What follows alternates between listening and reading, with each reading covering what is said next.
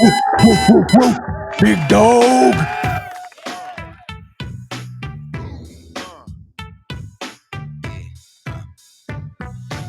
What up, everybody? Welcome to Coffee Hour. My name is Paul Abernathy. It is Friday. It is payday, as Haas will tell you. Welcome to Coffee Hour. If you've never been here before, we do this Monday through Friday at 8 a.m. Eastern Time. It's not always just about code. We talk about anything, any topic that comes up. We live vicariously through all of you that follow us, even those that watch on the replay.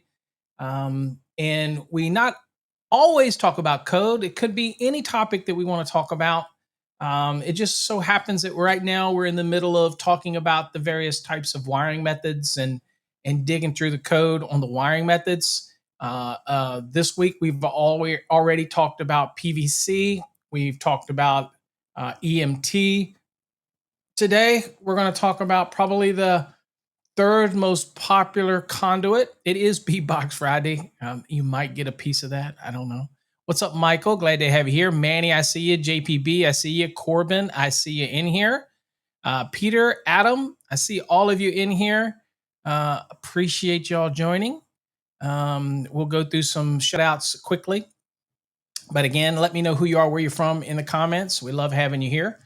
But we've already talked about two wiring methods this week. Today, we're going to talk about rigid metal. So if you have questions that are germane to RMC, which is the acronym for rigid metal conduit, please, by all means, ask it in the chat. Or, you know what, silence, we always say, forever hold your peace. If you're silent, you just don't have a question to ask if it's germane to the topic. But remember, we do take requests, and you can do all that over on paulabernathy.com. It's a free service that we've had now for quite a few years. It is no cost. You can submit questions, and I answer a lot of them. I answered some this morning that was sent to me through the Let's Ask Paul. Got up early. I have a lot of them, so I have to go through them all. They're not all going to make it on a podcast or all make it on show, but I do my best to try to answer them via email back to the person. So make sure if you've sent me something and you said, Paul, I haven't got a response, make sure you check your junk mail or your spam mail, because I never know. Also, for those that are in our programs or that email us, remember that our system, for some reason, has a hard time with MSN-based email addresses like hotmail.com, live.com, Outlook. You might have a program in your course that uses that email address or whatever it is at Outlook or at MSN or live.com, whatever. We have a hard time with those because their servers has the server that we use for our courses and everything was on a server that previously was a shared server. Now it's dedicated to us, but the problem is it got noted by their system as spam. So it bounces those messages. So it doesn't mean you can't sign up for courses and do everything, but you may not get your notifications if you're using one of those MSN based like Hotmail, Outlook, Live, or MSN. So again, we recommend Gmail or something else. But again, we have problems with those. It's something that we constantly try to fix, but we can't change that. The hosts are just, it's not our host. It's actually Microsoft and all them that have a problem with it. So I can't fix it. So my solution is, if you're logging into our programs, use your username and your password, because it might not work with your email, but it should allow you to check to get in. But when it comes to communication, you might get a response back from our Gmail account rather than our corporate account, because we know that the corporate account is going to get blocked. But so don't be alarmed if you see something from our personal Gmail account, my personal Gmail account, or Jeff's or Darlene's or whatever, because that's the only way we can communicate with you when it comes to email. You get me? So again, we have a little problem with the Microsoft thing. I can't fix it. It's based on the server that we are using for our programs. It was already blacklisted, I guess, with them, and we're working hard to get that fixed. But it could affect it if you're using one of those email addresses. So just keep that in mind. Not overly promoting Gmail, but Gmail doesn't have a problem with it. So and Gmails are free. So just saying, doesn't hurt to get another email account if you're just using it for your studies. Anywho, welcome again to the show. We're going to be talking RMC. Now, as always, sorry for yesterday's replay. I had to do that. I was at a doctor's appointment for the diabetes thing. It seems that when you don't take your medicine for 3 months, for some reason your A1C goes up, and mine is now up to almost 13, just with not taking meds for 3 months. And many of you heard the story about why I didn't take the medications, because my wife accidentally threw all of them away right after we got them. She is in the early stages of Alzheimer's, so the memory does come and go. And so she was holding them for me, and she ended up throwing them in the dumpster. Long story. I didn't want to go through the hoopla with the insurance for all that. So I just went 3 months without medication. And of course, my A1C went from 7 all the way up to almost 13. So is what it is. Right now, my blood sugar is sitting at 358, even after fasting all night. So yeah, got problems. But don't we all, really? Don't we all have problems? So anyway, enough of my problems. Hold on, let me make sure I silence my phone. Sorry about that. Okay, now let's go in and do some shout outs real quick, and then we can get into today's lesson, which we'll be talking also a little bit. I'm gonna touch on insulated fittings, just a quick touch on it, because again, I'm seeing a rash of videos online and a rash of images where people are using an insulated bushing, for example, on SC cable. And if you want to do that, that's fine. I will tell you that the way the fitting is designed, it makes it irrelevant. The same way that you're not required to use anti-short bushings on MC cable because of the design of the fitting and its UL listing. But if you want to continue to do those different things, and remember, an insulated bushing that goes on a connector is different than a red head that goes inside of MC, AC cable between the armor and the conductors.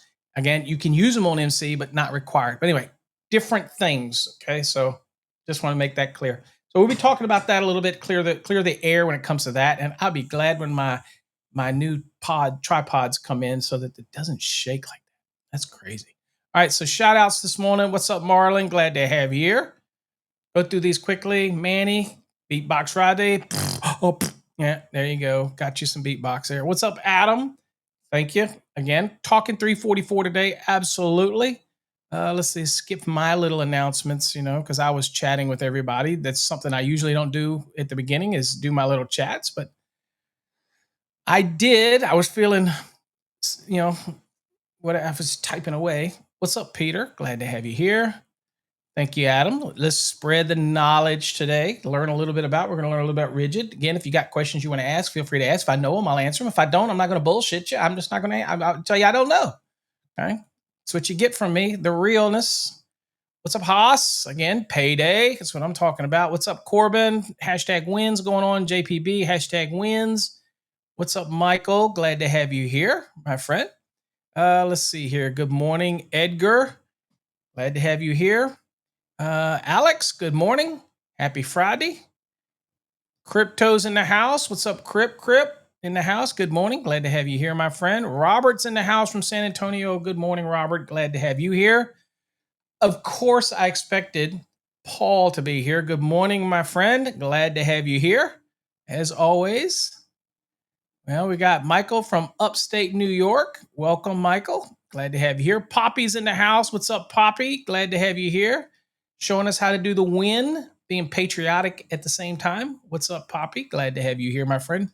Frank the Great is in the house. Glad to have you here. We made it through the grind. We made it to the end of the week, my friend. That's a good thing. It seems like as you get older, I know working in the field's different. The days drag on, but me working from the office, and I get inundated with calls all day, from engineers to whatever, as support for Prismium Encore.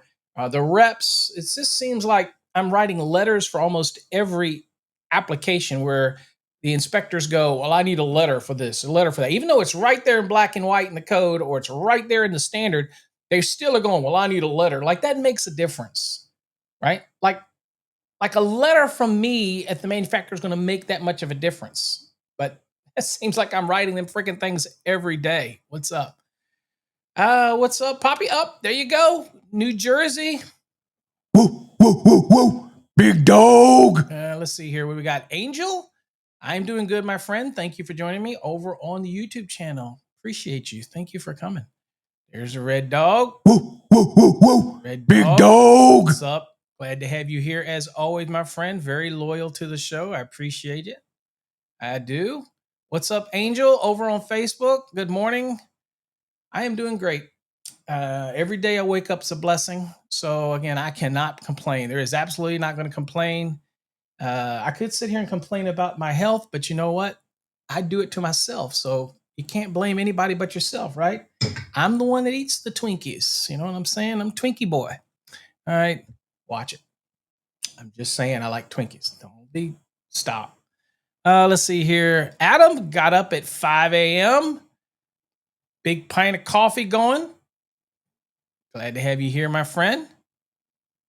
Thanks, Mike. I appreciate it. Yeah, Alzheimer's is it's a strange thing because it causes all kinds of problems, from memory to all of a sudden just anger from her, or mad at something, mad at me because I have my patience is something that I pray to always have a little bit more of, because again, it's not just the people that go through that, it's the people that have to help care for the people, because yeah, you really have to have patience, because if they ask things over and over and over again, you can get frustrated, or it's not her fault. Most of the time it's I get upset. It's my patience. I have very little, my ADHD, so again, I have to work on that. So again, remember, just like Facebook, just like all social media, and friends that you might have gone to school with, or whatever you see on social media that looks like their life is perfect, dude, it's not. Okay. I'm an educator. I teach. Most people know the stories. I'm like everybody else. And I have the same issues that come up on a daily basis, like everybody else. Mike Holt's the same way. Ryan Jackson, same. We're all just educators. We all have life, and it is what it is, right? You just take lemons and you make lemonade the best you can. But I do appreciate it. Rob, Melting Toast, good morning. Also shouting out to all the code nerds out there. Get y'all's things going. What's up, Keith? Glad to have you here, my friend. Keith, I believe, sits on the code panel with me. Welcome. Good morning. What's up, Todd? Good morning, Todd. Glad to have you here. Rob, Beatbox Friday. I don't feel beatboxy today. There you go.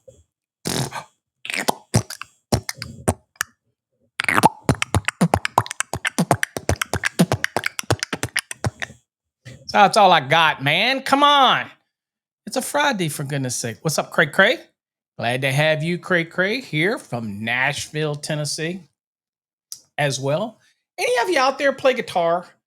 I'm trying to learn to play guitar more, and I'm using tabs. And is it just me? But it seems like the way the strings on the tabs is E, G, B, blah, blah, blah, blah, blah. But the tabs seem reverse. So when it shows the tabs, I'm thinking, shouldn't it be the other way? At the bottom, it just, I don't know. I'm having a hard time with it. I'm past the strumming stuff. I'm now trying to learn riffs, and anyway, I have a heck of a time with it. Anyway, thank you all for joining me, those that have joined me. Also, shout out to those that are behind the scenes. I don't answer questions over on TikTok. You got a question, you bring it over to the live stream. Over on YouTube, it's Master the NEC. So I don't really interject with the, apologize to those that are offended by it. I don't interject on TikTok. So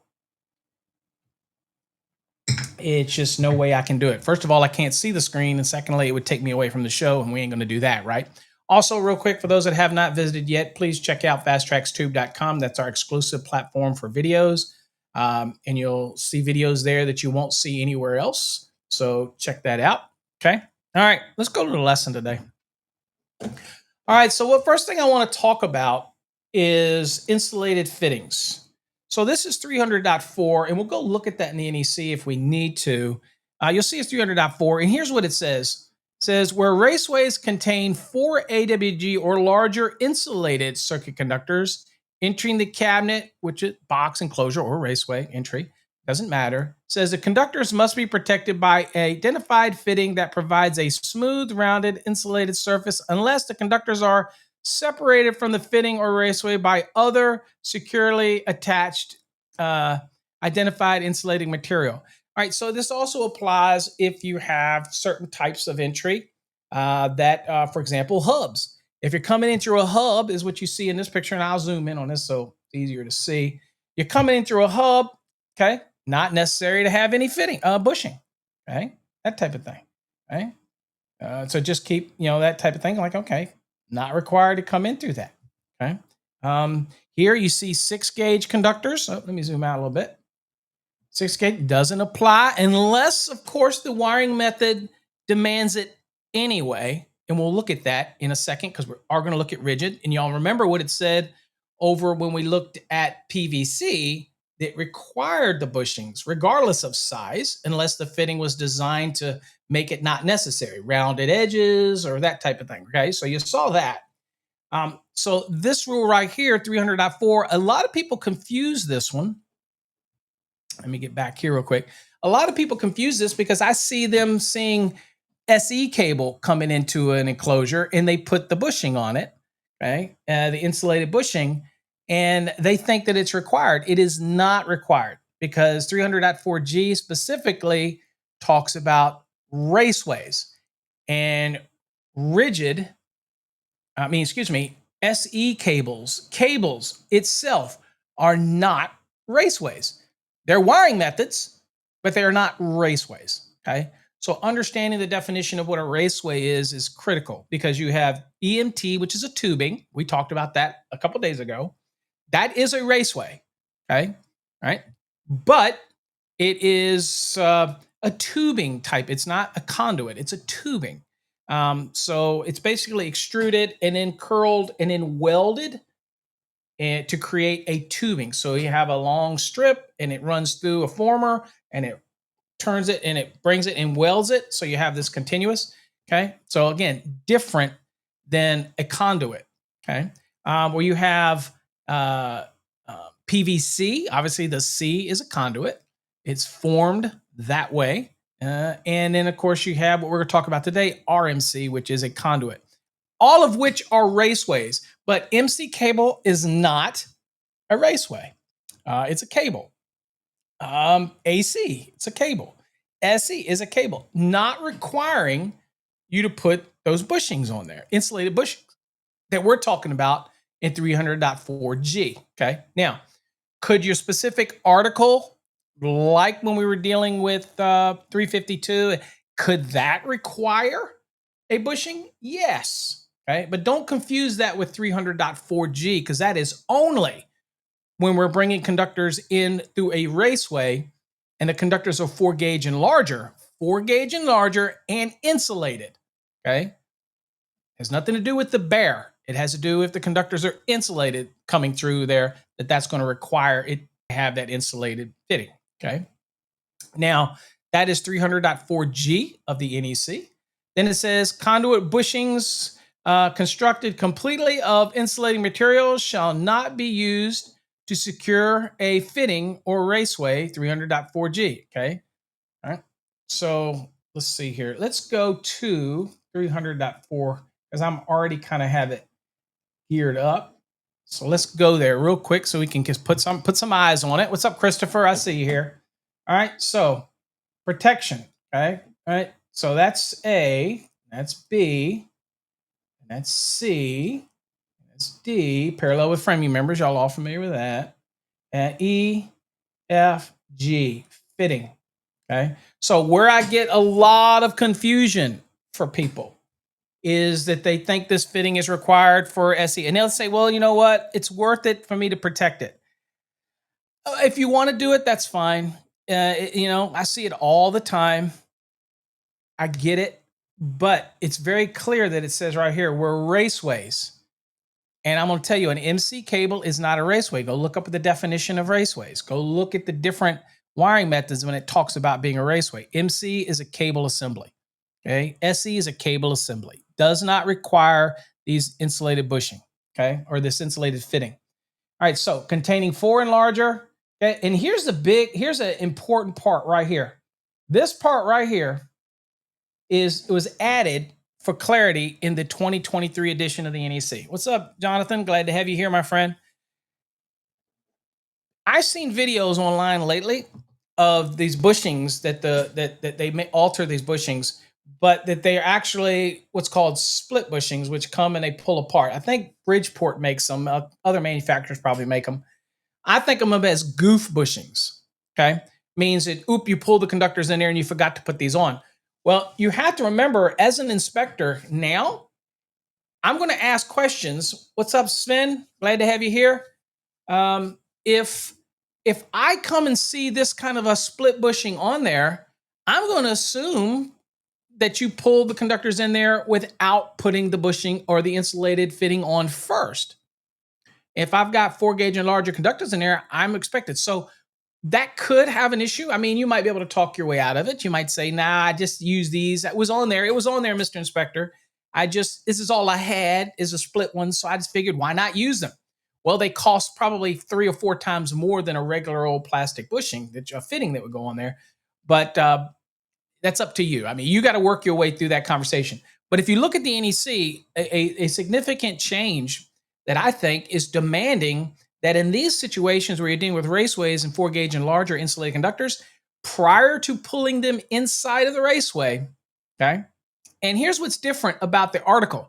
The article that requires fittings is different than this one, because this one that you're looking at, 300.4G, doesn't give a type of wiring method when it comes to the raceways, okay? When it comes to rigid, intermediate, PVC, it just says where raceways contain 4 and larger that you're going to have it. So let's look at that code again, and I'll go here. It makes it a little easier for us to see it.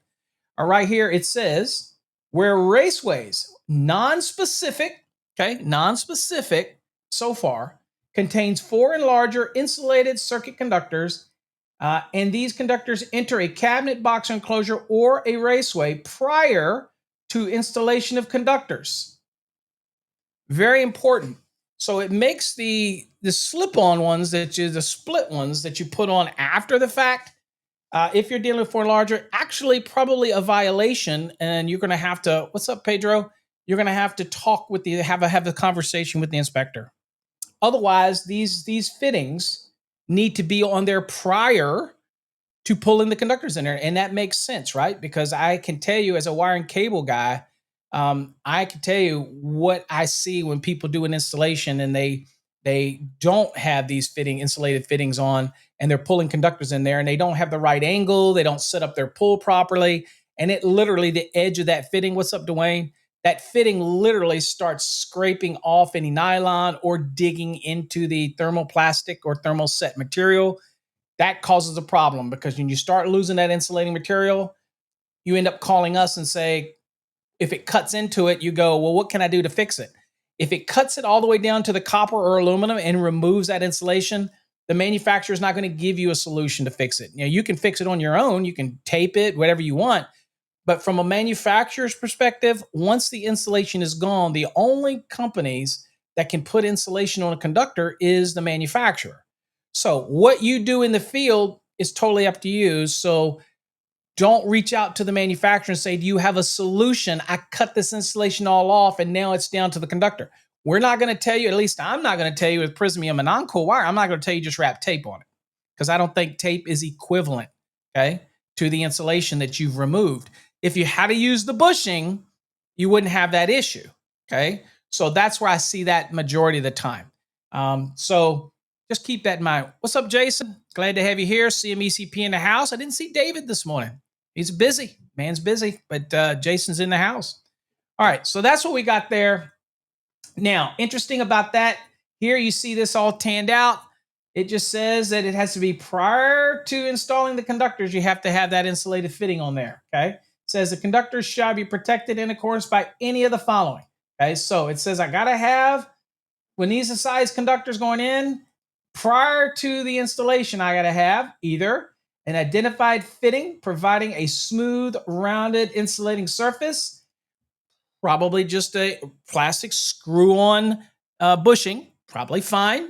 do fine. They're listed for the application.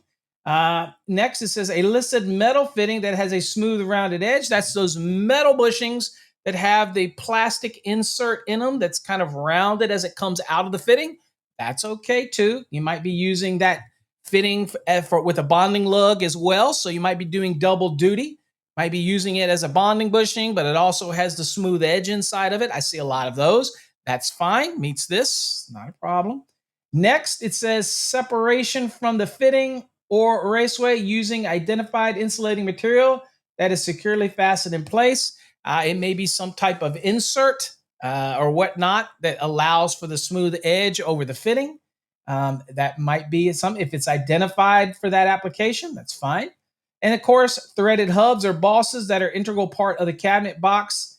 Obviously, coming in through a hub, if it's a threaded hub, for example, then the conductors are just going to open up into the enclosure or the box. So there's no real bushing necessary for that if you're coming in through a hub. So if you, in our case, if we have rigid and it's coming in the top, say, of a meter, then we're going to be coming in through a screw-in hub. It's going to be wrench tight down into the hub. Well, there's obviously no need to have any insulated fitting as that enters into the box, okay? Let's see here.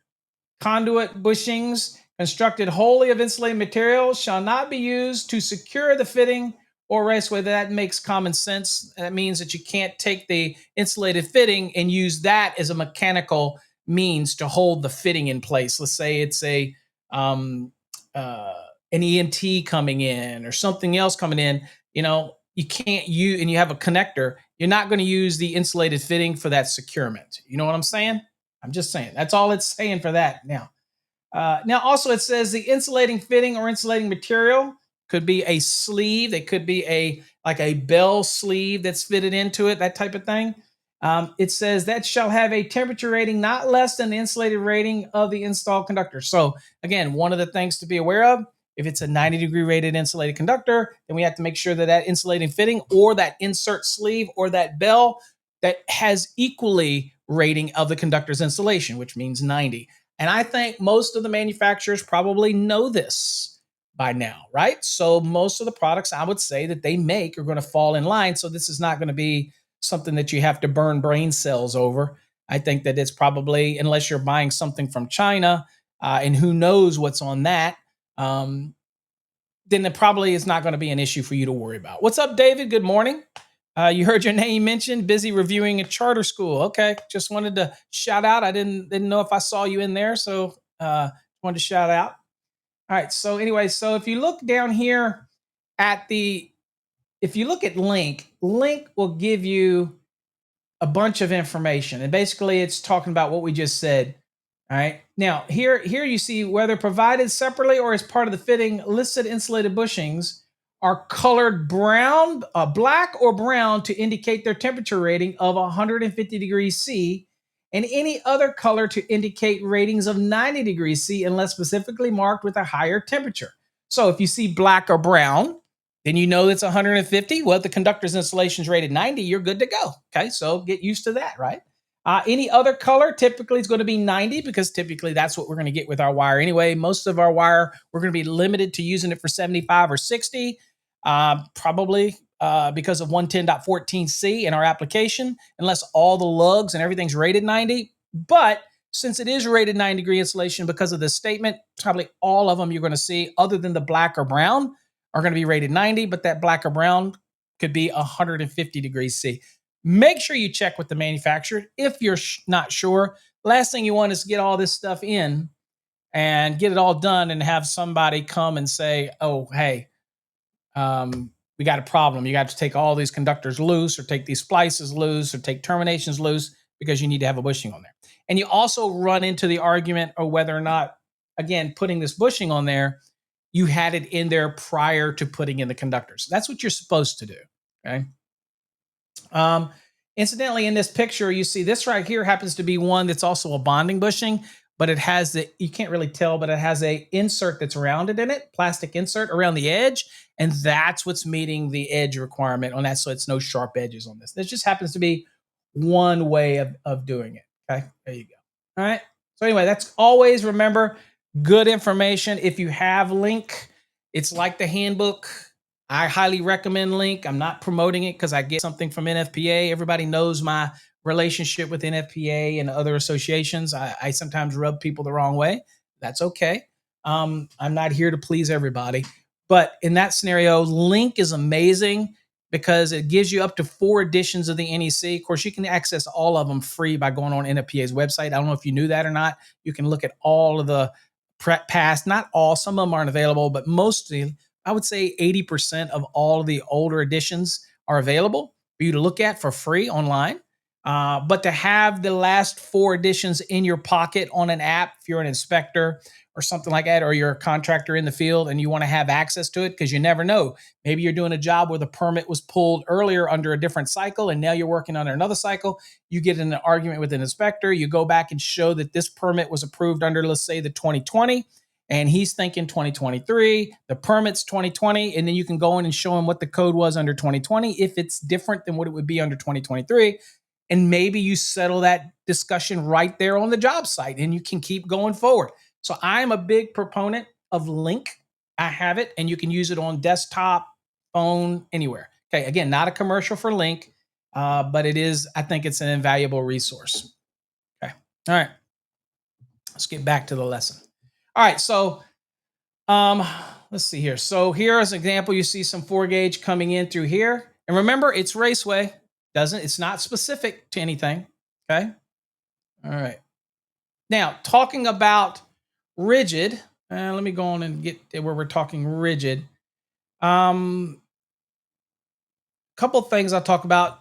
Remember, y'all all know that when it comes to the raceway fill, we've talked about this before. When it comes to raceway fill, we have to learn to do a raceway fill calculation. You know, people say, well, I don't want to learn it.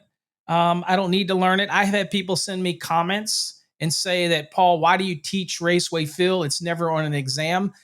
But I've had people send me questions that they had raceway fill questions on an exam.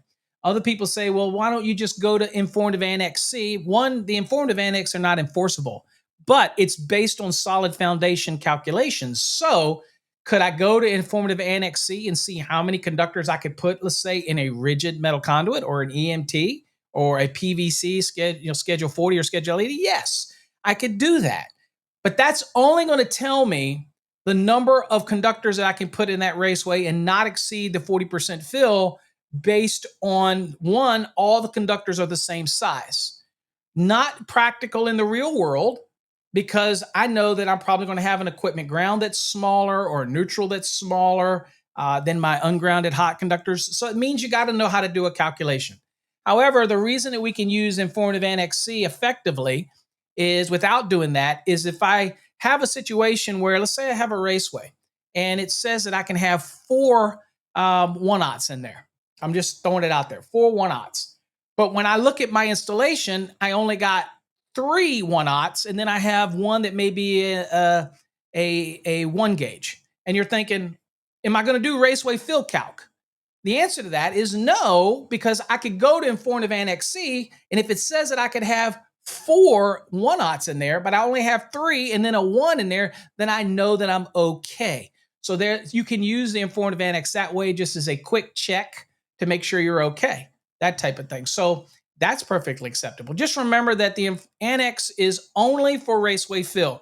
It is not having anything to do with conductor ampacity. Adjustment and corrections still apply. This is only to tell you how many conductors of the same size I can have in a given raceway. That's all. That's all it's saying. That's it. Okay, so people read that otherwise, but again, that's how you would use Informative. Nothing's going to take the place of you knowing how to use Chapter 9, Table 4, which is going to give you the diameters of the trade sizes that you're going to need for raceway fill. And then, of course, Table 5 is going to give you the values for the conductors that you're going to put in the raceway. If any of that's confusing to you, go and watch my videos over on Fast Trax Tube. We have a raceway fill calculation video that'll walk you through all of that type of thing. And we also have some old recorded sessions from when we did the Wednesday nights. That's over there as well over on Fast Trax Tube if you're interested in that type of thing. Okay. Bending radius, you heard me talk about this yesterday or the other day when I was talking about PVC and when I was talking about EMT and it talks about when you do a field bend. And when you do a field bend, it referred to Chapter 9, Table 2, right? So this is what Chapter 9, Table 2 looks like. I'll zoom it in just so you can see it. This is what the table looks like. And you notice that one column is one shot and full shoe bender. It'll mention that where it expects you to use that column. And then, of course, if it's other bends other than that, then you would use this column. This is here is the maintained minimum radius. So you don't want to be tighter than this. For example, if it's a trade size 1 conduit, then it would be, if it demands you to use the one shot and full shoe bender, then it can't be more than 5 3/4 inches. And you're thinking, what is the measurement for that? It's right here.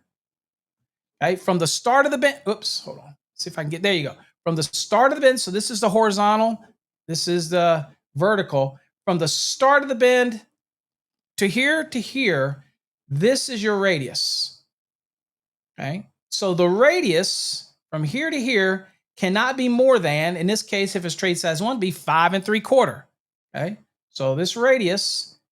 Okay, now if you're saying, well, how do I figure that out? Well, obviously the radius, you have a circle, then you have the diameter is the whole span of the circle. Okay, the circumference is the round, and the radius is from the center to the edge. Okay, so if I had this radius and this was 5 3/4, then I would simply do this times 2, and that would be acting like I'm wrapping it around a sphere. That would be the diameter. And by doing that, it's going to give you the radius. Okay. So, I mean, just different ways to do it. If you buy pre-done bins, but this is really only germane if you're going to, what is that? Rob says, I did a webinar in March on how to do conduit fill. Oh, cool. See, I don't even remember. I think I'm also coming down with memory loss as well. It might come with just age, I guess. But yeah, I probably have a webinar on that over on Fast Trax Tube that you can check out. Thanks, Rob. I didn't think about that.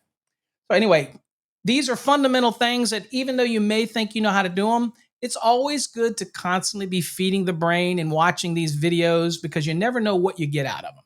Okay. So if you see right here now, it says bends must be made so that the conduit or tubing remain undamaged with its internal diameter basically undiminished. Okay, you don't want to squeeze it out. That changes the internal diameter, violation of the code. Okay, bending it in the field using blow torches. No, we want to get away from doing that. Okay, with PVC, it says for any field bend, it says the radius of the curve on the center line of the conduit must not be less than indicated in Table 2 of Chapter 9.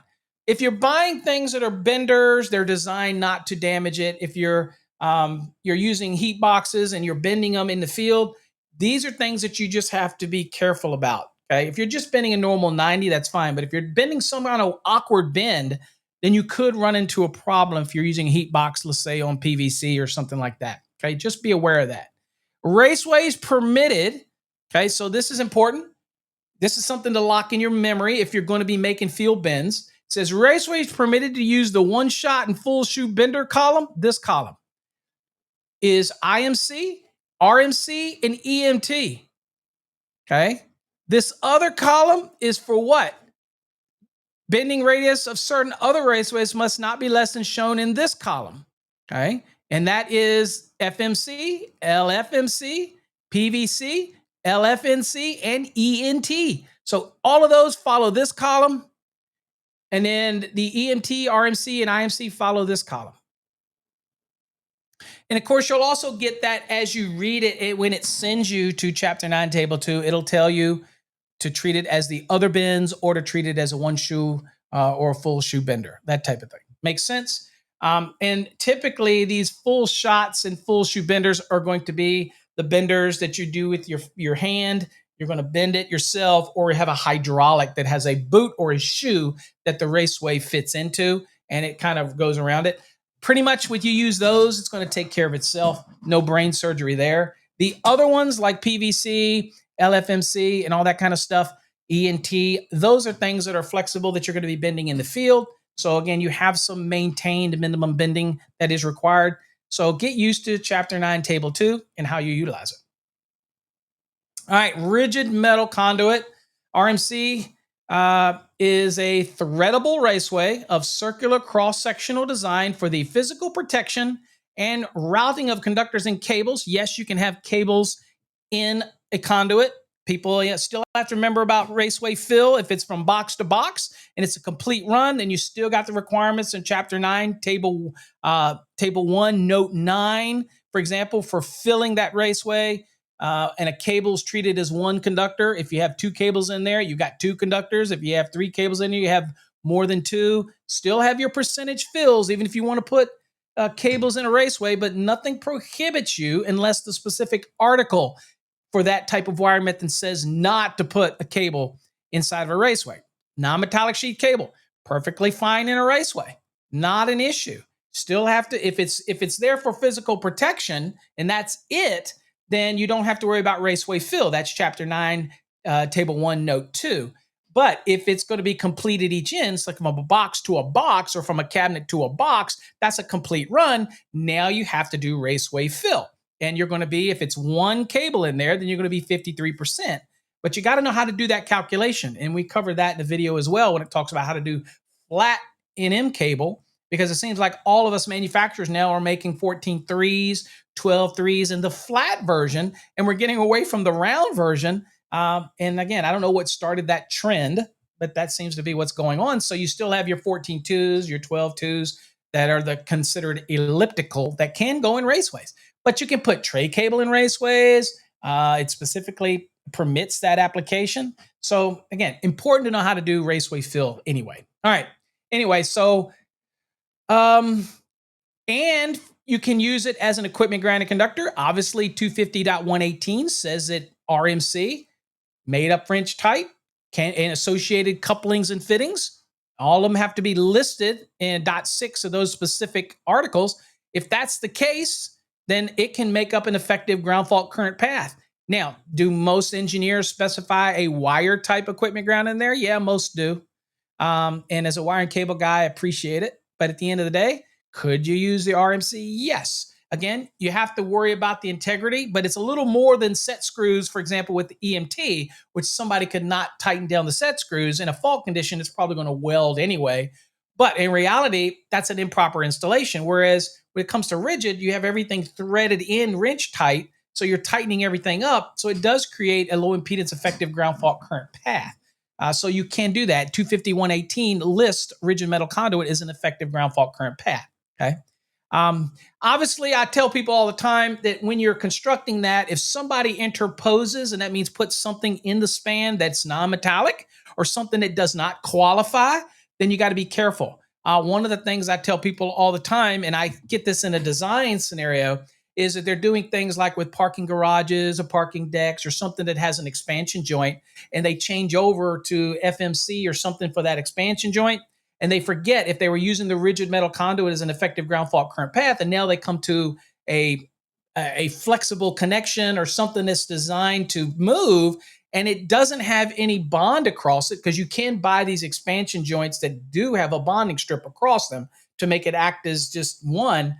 If you don't have that, for example, and you're doing that, then you have to make sure you meet the integrity. So you'll need a jumper from rigid to rigid over whatever you're using as that flexible means for the expansion joint, let's say in a building or in a parking garage or something like that. So just keep that in mind that if you're going to use the rigid metal conduit, you have to maintain the integrity of the rigid metal conduit. Okay, that type of thing. Just keep that in mind. All right. Let's see here. So RMC is the heaviest, thickest walled classification of metal conduit. So if you're using rigid, you're using the thickest. You're not using intermediate, which is less than the thickest. Still a very good wiring method. It's just not as thick, obviously not as heavy as rigid metal conduit. By the way, rigid metal conduit does come in different types, whether it's aluminum or steel. So it is available in different types. Steel would be called rigid metal conduit. The minimum of the trade size, is half trade size, which again still equates to 1 inch, but we all know, we're learning that it's half trade size.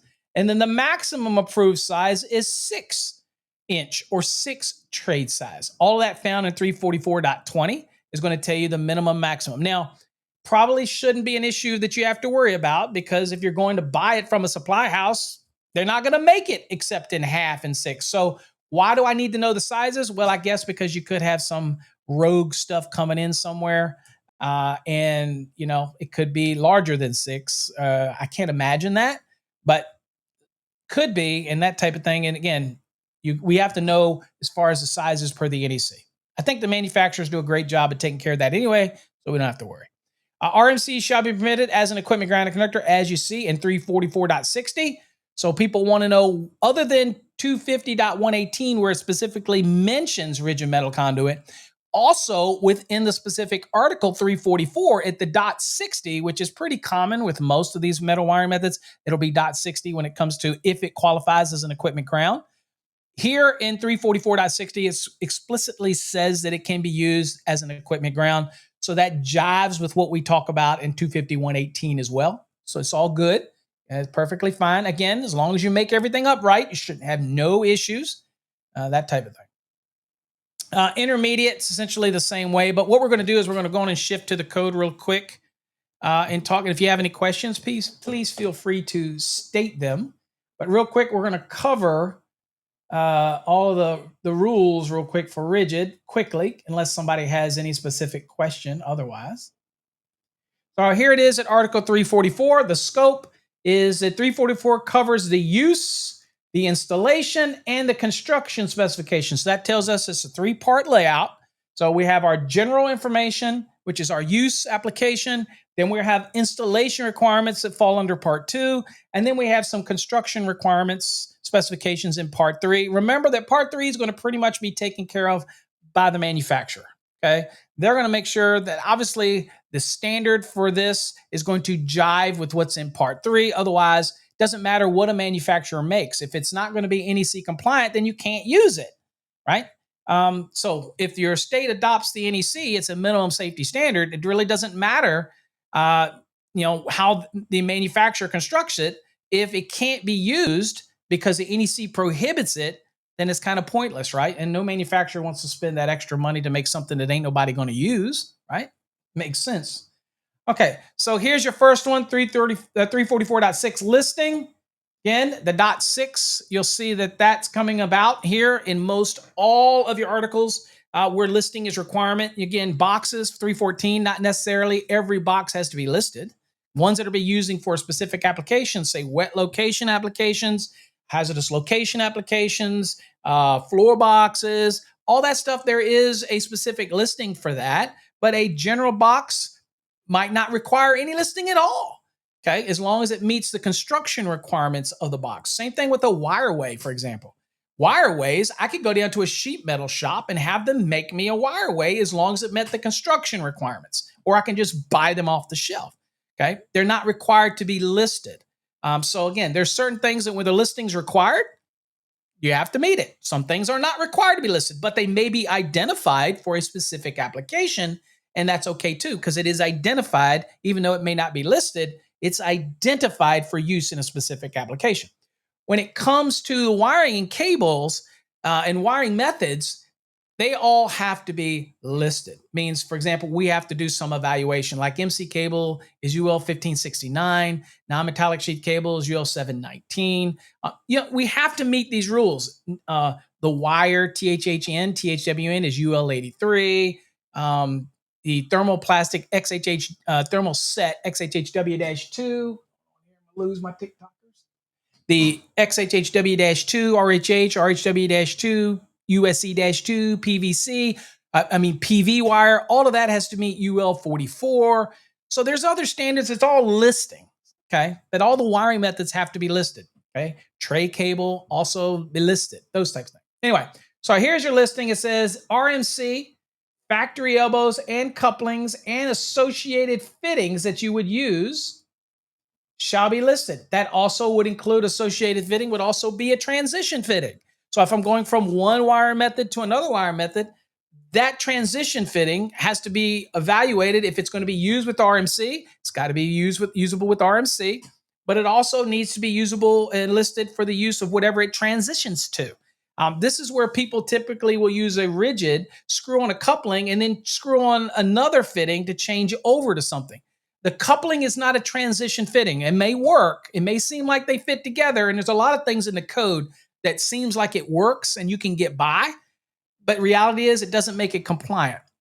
So you don't use a coupling to transition between rigid to another wiring method. Use a transition fitting, something that is actually evaluated for both materials or both wiring methods that it will be used with, that type of thing.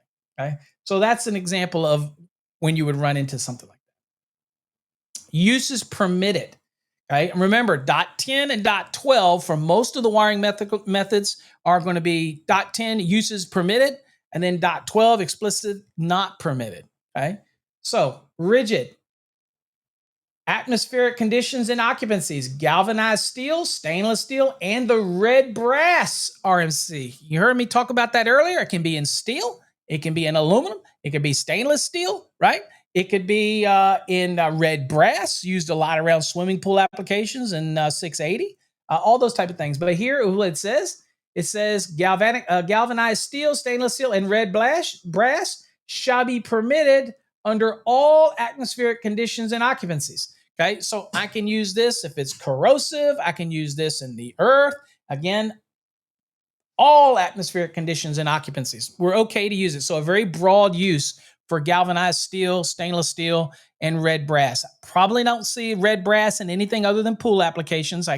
Unless you're doing, I have seen some red brass installed in a chemical treatment plants, that type of thing. Other than that, stainless steel is very widely used in those high atmospheric condition locations where you may have corrosive conditions, that type of thing. And of course, you have galvanized steel, which is the mainstay. The galvanization is the sacrificial lamb here when it comes to the actual wiring method. So anyway, you've got those options. Next, it says I can use aluminum RMC or I can't. Let's see. What does it say? It says aluminum RMC shall be permitted to be installed where approved for the environment. Okay. So again, approved isn't a very strong word because that is something that when an inspector sees aluminum RMC, especially if it's being placed in the earth or somewhere, and we saw that there's other requirements for that when it comes to like aluminum EMT having a special additional protection on it or explicit rules of what you can and can't do. Here it's saying, you know what, I'll let you use aluminum RMC where you're in these atmospheric conditions, could be even in the earth, it could be somewhere, but it's got to be approved for the environment. Okay. And we're going to see later if there is something else that's required. But starting out, it's saying, look, I'll let you use aluminum RMC in some, but you know what? It's got to improve for where you're using it. And what does the approved mean? Approved means that the jurisdiction's probably going, this is an example where I do write letters. So this is an example where when it says approved, that means the AHJ has to be okay with it. That's what approved means. Doesn't mean listed, although all of these products have to be listed. It's because of the environment that it's going to be exposed to. This is a condition where the AHJ, which may have extended knowledge on the environment, it may be something that is historically what they've done in the area in the past. And they're like, look, I need to prove this. I may need a little something extra that says it's okay for the environment that it's being exposed to. And once they're okay with it, they approve it. But it may require you to bring some additional paperwork, especially from these manufacturers that make the aluminum RMC. And if they say it's perfectly fine in that environment, then that's it. Okay. Then the AHJ will approve it. Next one is ferrous raceways and fittings. Okay. So this would be, it says ferrous raceways and fittings protected from corrosion solely by enamel shall be permitted only indoors and in occupancies not subject to severe corrosive conditions. So I can use the ferrous raceways and fittings, okay, right? And which again may be galvanized steel, right? But it's still if it's a ferrous raceway, it has iron in it, okay, and the fittings protected from a corrosion solely by enamel, then that is okay indoors. But it's also in occupancies that are not subject to severe corrosive influences, not just corrosive influences, severe. Okay. And this is a case where the only protection would be with an enamel, not having a galvanization done to it. Okay. Just a ferrous raceway that is ungalvanized, for example, that may only have some type of coating on it and you're going to use that instead, that's okay indoors, okay? Because the coating is there for a reason. The manufacturer may design it a certain way, okay? But you got to meet these caveats if that's what you're buying, okay? I think, to be honest with you, most of these Ferris raceways they probably get will be galvanized steel. So it really makes this one moot, but it needs to be there in case you do get a Ferris raceway or fitting that is not, okay? The only protection on it is an enamel. It doesn't have any galvanization or any other type of zinc coating protection or whatever. That's why that rule is there, okay? Now, corrosive environments. Now, you notice that it's set up here. We have uses permitted. There's an A. And then we have the B, corrosive environments. Now let's read what it says here for this. It says corrosive environments. So assuming we've identified a corrosive environment, it says galvanized steel, stainless steel, red brass, the elbows, couplings, and fittings. It's the whole gamut, the whole ball of wax there. It says galvanized steel, stainless steel, and red brass, elbows, couplings, and fittings shall be permitted to be installed in concrete, okay, in direct burial with the earth, okay, indirect burial applications, okay, or in areas subject to severe corrosive influences where protected by corrosion protection approved for the condition, okay?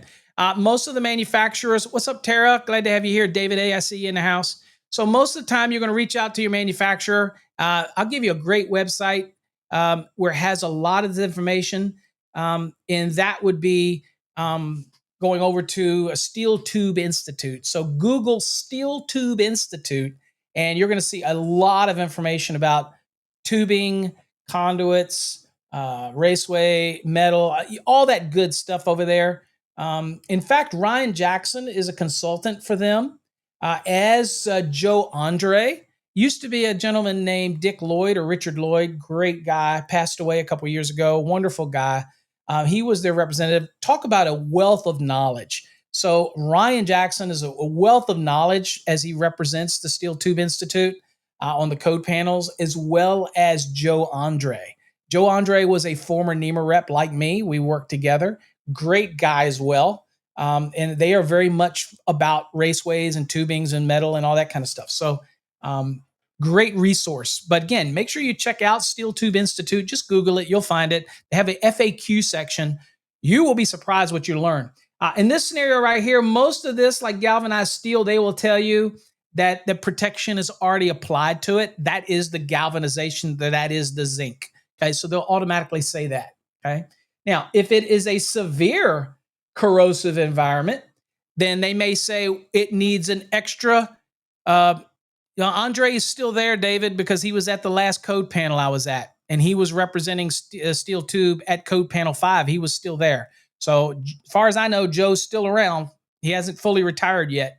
But Ryan was on Steel Tube on some committees, and Joe was on Steel Tube on the other committees, and he was there with me, sitting right next to me, actually, at code panel 5 meeting that we just had, past one. So if he's retired since then, but they both were representing Steel Tube at that time. Now, I imagine that as Joe retires, Ryan will take over the full task, but great dudes either way, both of them extremely knowledgeable dudes, okay? And really, really good guys too. What's up, Swartzy? Woo, woo, woo, woo, big dog.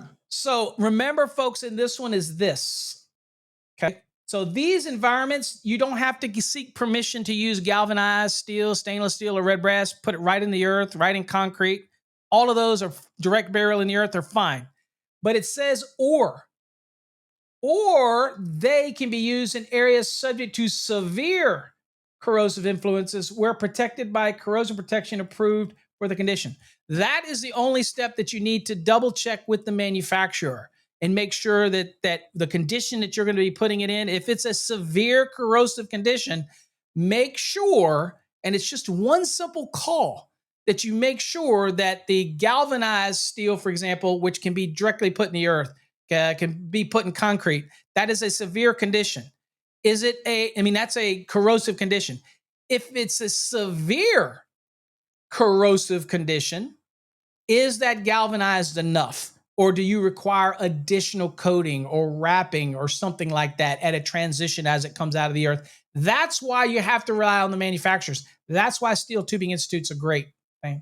Right now, When it comes to the aluminum, it says aluminum RMC shall be provided. Okay, not an option here. Okay, it doesn't matter. It says it shall be provided with an approved supplementary corrosion protection where it's encased in concrete. So it's not saying you can't use it in concrete. You're just going to have to wrap it. Okay, or in direct contact with the earth, or in direct burial applications where identified for the application. So if it is an aluminum RMC, it's designed and it's listed for use in direct burial, that is fine. But what this rule says that I don't care what you say, I still need to wrap it in something. And the manufacturer can give you guidance on the different types of wraps that you could put, the overlapping requirements and all that kind of wrap that you need. Reach out to the manufacturers for that. Okay, we do have some informational note here. Let's see here. There you go. There's an ANSI standard, right? Right. Here you go. Other documents such as Steel Tubing Institutes, 21 in there, the guidelines for installing steel tubing. And you have ANSI 101, okay, which is the standard for installing steel conduits, rigid in IMC and EMT. These are great documents that if you're going to be working with that material, get these documents. That way you have them. Usually you can get them in a PDF. You can Google it, screen capture this and write it down and go search for it, that type of thing. What's up, Tony? Glad to have you here. Okay. Now it says should be consulted for approved guidance in corrosive resistant materials or for requirements prior to installation of a non-ferrous metal like an aluminum conduit in concrete, since chloride additives in the concrete mix can cause corrosion. So again, don't be afraid, folks, to reach out to the manufacturer. They will give you all the help you need, and it's usually a lot on their website or just one call away. Like if you're working with wiring cable and you're working with Prismium, or Encore Wire, all you got to do is call us. They'll send you right to me, and I'll answer your technical questions. Okay, or Kevin that works for me will answer your technical questions. And now that we're part of Prismium, we have an entire staff that can handle medium voltage questions, low voltage questions. Again, that's 2,000 volts or less is low voltage. High voltage, tray cable, whatever you need, please stop thinking that you got to know it all in the field. If you see something that talks about it and you want to protect your butt in an installation where you're not sure, or if it's not explicit, like galvanized steel rigid can go in the earth. I don't need to ask anybody for that. Perfect.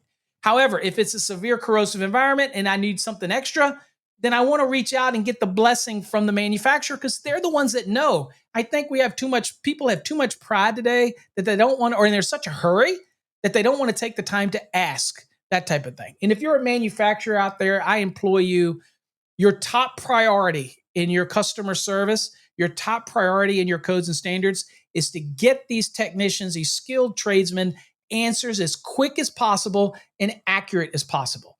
That's all I'm saying. It's our mission to do that as a manufacturer, not just to take your money, right? Or you can try TradeHog and see what trade. Great, Adam. Appreciate it. All right. So next is cinder fill. Okay. So if I have cinder fill, so it says galvanized steel, stainless steel, and red brass shall be permitted to be installed in or under cinder fill. We're subject to permanent moisture where protected on all sides by a layer of non-cinder concrete, not less than 2 inches thick. Where the concrete is not less than 18 inches under the fill. Let's see. Where the conduit is not less than 18, so it's at least 18 inches down under the fill, or we're protected by corrosion protected approved for the condition, like some kind of wrap or something. So if you have a cinder fill application, engineer specifies out cinder fill, for example, and you want to run galvanized steel, stainless steel, or red brass in it, that's fine. It's just you have to make sure that it's encapsulated, okay, on all sides, okay, for that type of thing if you want to do that. Seems like it's more trouble than it's worth, but if you're dealing with cinder fill, there's also an informational note down here that says, although cinder fill is not commonly used in modern construction, that's why people go, what is cinder fill? Typically not, the cinder fill is not pretty much used anymore, but it is still encountered in older building sites. So cinder used to fill may contain sulfur acid or sulfur, and where combined with moisture I'm already ahead of myself, forms a sulfuric acid, which can corrode metal raceway. Normal applications, normal block, things like that are not going to be considered cinder fill. Okay. So again, use TradeHog, look up cinder fill, some examples of cinder fill. Probably not what you're going to see in modern work today anyway. Usually it's going to be block or concrete that is not going to be cinder fill type concrete. So you're not going to have the same issue. So yes, it can come in contact with it. It's not an issue. You'll know if it's a cinder fill because typically residential, never going to deal with this. What you'll deal with it is a commercial site and that'll already be mandated on the drawings or make some statement about cinder fill and then the raceways going in it. If you want to do that with rigid stainless steel or the brass RMC, that's fine. It just has to be protected on all sides with a normal concrete that would be non-cinder concrete. That'd be fine. Okay. Again, don't think it's an issue you're going to run into, but it's in the code, so be aware. Wet locations. All supports, important, just like the other ones. It says all supports, bolts, straps, screws, and so forth shall be corrosive resistant material or protected against corrosion by a corrosion resistant material, something that's applied to it, put on it, or whatnot. Again, we're not requiring these fasteners, which most of these are. There's no listing for that. However, I get there because I consider them fittings and associated fittings. So while there's no official listing for it yet, may come in the 2026. I don't know yet. I haven't looked. Either way, you want to make sure that you're using the proper fastener for the type of wiring method you're using. And it's got to be rated for the environment to which it's being used. Okay. Obviously, if I'm using it outside, then it has to be, if I'm using galvanized steel, then I would want my fittings to be rated for the condition of use. And I'd also want them to be the kind that work with the type of wiring method that I'm using. Okay. It should be common sense, but sometimes common sense goes right out the window. Okay. E, severe physical damage. RMCs shall be permitted to be installed where subject to severe, not just physical damage that we get with an EMT, not just what we get with this, we get severe physical damage that you can use rigid metal conduit for that. Dissimilar metals, 344.14, where practicable. I mean, you have to make the effort to route these raceways so where it doesn't create a dissimilar metal contact application. So again, where practicable, it says dissimilar metals in contact anywhere in the system shall be avoided to eliminate the possibility of galvanic action. Stainless steel and aluminum fittings and enclosures shall be permitted to be used with galvanized steel RMC. So I can use aluminum fittings, I can use stainless steel fittings and associated enclosures. I can use them with galvanized steel RMC, okay? And galvanized steel fittings and enclosures shall be permitted to be used with aluminum RMC, okay? As long as it's not subject to what? Severe corrosive environments, which we already know that aluminum has a problem with, unless it has some additional protection. So it's important with this one because it's not just where you run the raceways, it's the connection of these raceways to fittings, to boxes, what you can and what you can't do. The students, a lot of times on an exam, I will actually have them highlight these pieces because it's one big run-on thing in different segments, so it's easier for them to identify what they're doing. And they only throw up a red flag if you're using aluminum, for example, anywhere in the equation. If everything's galvanized steel, then I don't worry. If it is, we'll talk stainless steel in a second. But what I'm saying is, anytime I'm thinking of galvanized steel rigid metal conduit, am I using it with an aluminum box? And I have to go, okay, what does the code say? Well, the code says that I can use galvanized steel RMC with aluminum fittings and enclosures. That's okay. Because so it's once I know what the raceway is, what can I use with it? Then I stop and I go, okay. Let's see, what else does it say? Can I use let's see, aluminum RMC? If I have aluminum, if you're using aluminum RMC, which again, it's starting to be used more, but it's not that frequent. Can I use that with galvanized steel fittings and enclosures? Yes, as long as it's not what? A severe corrosive environment. Well, those are pretty rare, unless you're doing it in a chemical treatment plant, in a pool room, pretty rare, okay? So to get that threshold up to severe corrosive, we don't have a definition in the code. I wish we did so we could use it up in 680. I would like to have something that tells me what is severe, what is the chemical makeup of it, how many air exchanges can I have to reduce the severe corrosive condition. We have none of that right now. So again, you're just going to have to play that by ear. But obviously, if you're in an area where they keep acids, store chemicals, things like that, they could put it in the atmosphere. If they have to do something in the environment to remove such gases or whatever, then chances are you're in a severe corrosive environment. Okay, I'm just saying. Okay, use some common sense. Now, when it comes to stainless steel, stainless steel rigid conduit, again, we're not talking about stainless steel and aluminum fittings and enclosures. We're now talking about just the stainless steel rigid conduit shall only be used with the following. So this is why it's important to make sure you know how to read this thing. Okay, and that's what the code does. You got to realize that long run-on sentence up here is really broken into pieces, and it would be nice if we broke this down to A, a B, and a C. But somebody's got to submit that. Code panel's not going to do that on their own. Somebody's got to submit that if we think it makes it easier. I just think that you separate these in different highlighters, then you're going to kind of get the understanding of it. Now, when it comes to just about the stainless steel rigid, it can be used with stainless steel fittings. That's a no-brainer, obviously. It can be used with stainless steel boxes and enclosures. Obviously, that's a no-brainer.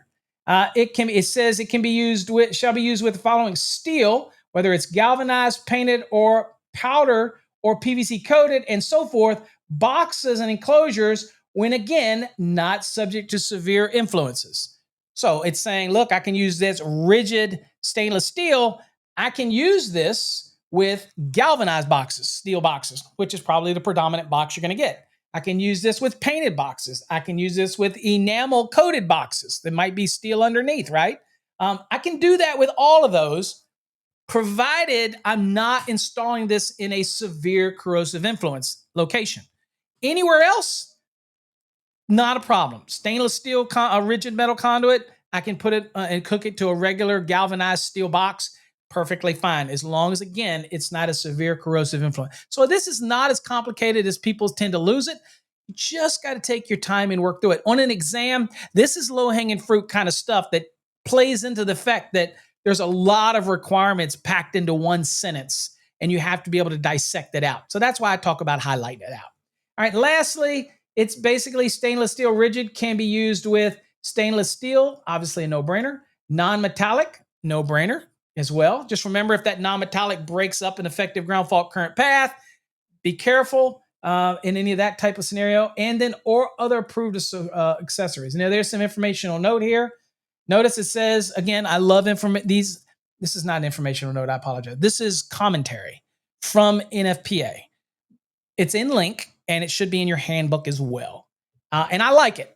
I don't always agree with it, but I like it. And with the link, it's in there included. It says, aluminum rigid conduit can be used with steel fittings and enclosures. We saw that earlier, as can aluminum fittings and enclosures with steel. So back and forth, they're fine. Tests show that the galvanic corrosion at steel and aluminum interfaces is minor compared to natural corrosion on the combination of steel and steel or aluminum and aluminum. Okay. So again, they show that testing that it's not significant. That's why they allow you to go back and forth with those applications, right? Just things to be aware of. Now, sizing. We already covered this one. Again, here is where you see the sizing. Okay. Half trade size is the smallest. 6 trade size is the largest. You'll notice it doesn't say anything about inches here.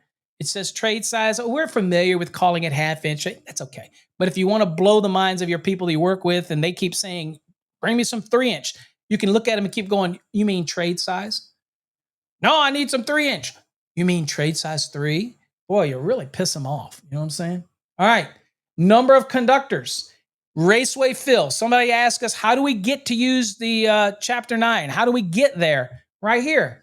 It says the number of conductors shall not exceed that permitted by the percentage fill specified in Table 1, Chapter 9. Again, over 2, it's 40% fill. 2, 31%. 1 is 53%. Those are what's in Table 1, Chapter 9. It also says cables. Now, look at this.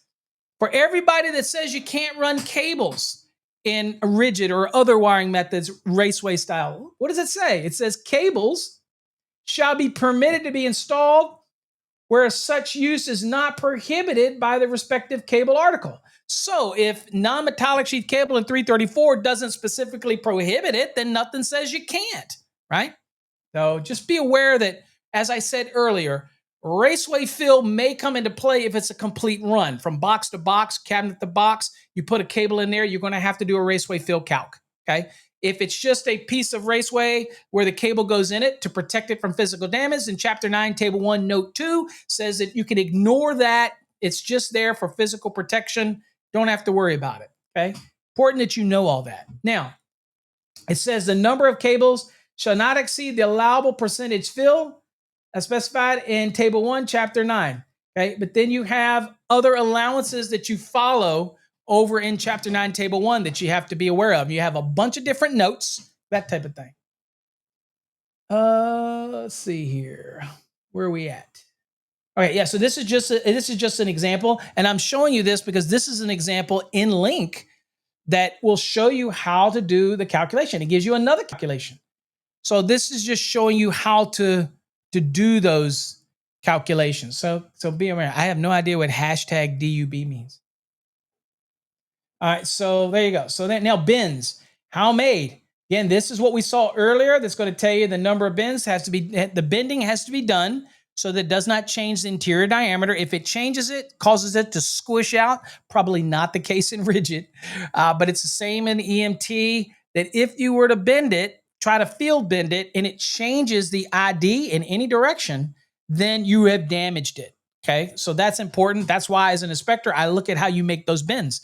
If I see something that looks oblong because you bent it with the wrong bender or you did something improperly, then I'm going to reject it. You're going to say, "What's the problem?" I'm going to point to this and tell you why. Okay, so I'm going to be that Karen inspector, right? I'm going to say, "Nope, you decrease the interior diameter of it. That's a violation of the code because you have damaged it, even though it's still serving the purpose. You have damaged it, and I'm going to make you replace it." Okay, I'm not going to make you. I'm just not going to approve your install until you fix it. I'm saying, all right, so that's effectively saying I'm going to make you do it. You know what I mean?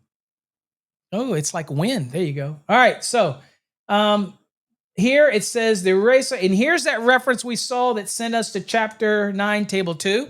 It says if you do bend it in the field and you properly do it, then it says the radius of the curve of the field bend to the center line of the conduit shall not be less than indicated in Table 2, Chapter 9.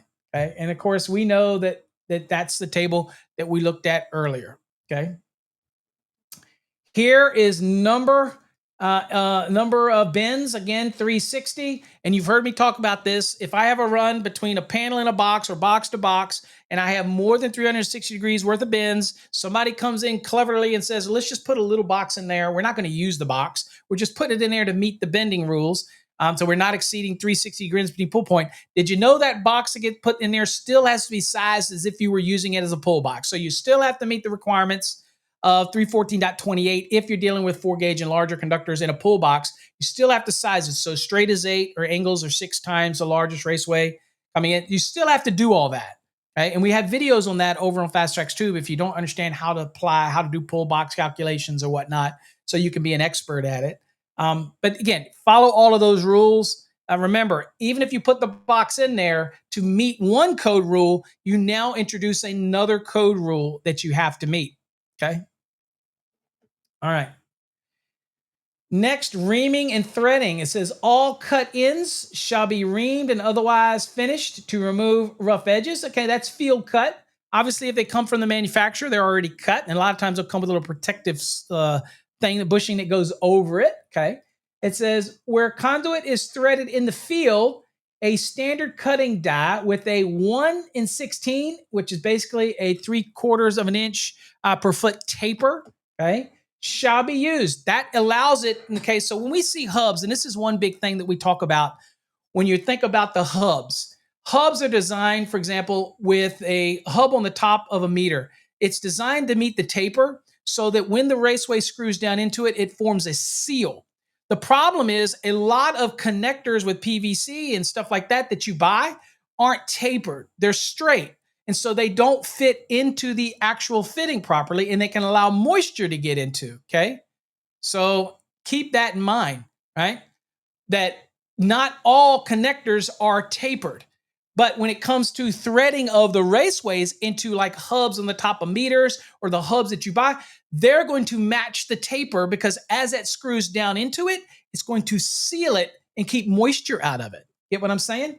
So again, that's important things to learn. Okay.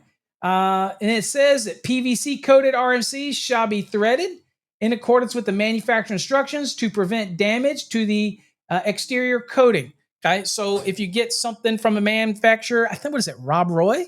Is that what I can't remember? Rob Roy? Is that typically what we refer to it as a PVC jacketed? Get your information from the manufacturer so that in the process you're not damaging it. 9 times out of 10, what they're mainly saying is that you're going to remove the portion where you're threading, but you don't want to have too much of the PVC material removed from the point that the threading stops. Okay, all right, that type of scenario. Also, there's some other standards down here to be aware of, okay, that you can go look at. That's that NECA standard again, which is talking about all different types of conduit. A great one to have if you're doing a lot of work with rigid, intermediate, or EMT. It's just one of those little tools that you can have in your back pocket and refer to it. You know what I'm saying? Securing and supporting, dot 30. Okay, remember, it's very common with all of them. Dot 30 is basically saying RMCs shall be installed as a complete system, means that you need to install it. Again, this also aligns with 300.18. 300.18 says, guess what? Complete installation. Okay, complete. So that, yeah, Rob Roy is probably just a manufacturer, just like Romex is for Southwire. Rob Roy is just that manufacturer that makes PVC coated rigid. Probably now just kind of people are used to these certain names.